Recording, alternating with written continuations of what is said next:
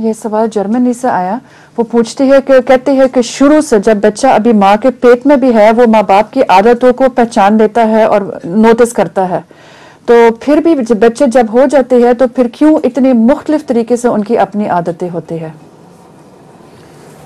بچے سارے فطرت پر پیدا ہوتے ہیں، اور وہ بنیادی طور پر جو ماں سے عادتیں ملتی ہیں وہ جاتی نہیں ہیں ان کی، وہ ان کے اندر دبی رہتی ہیں.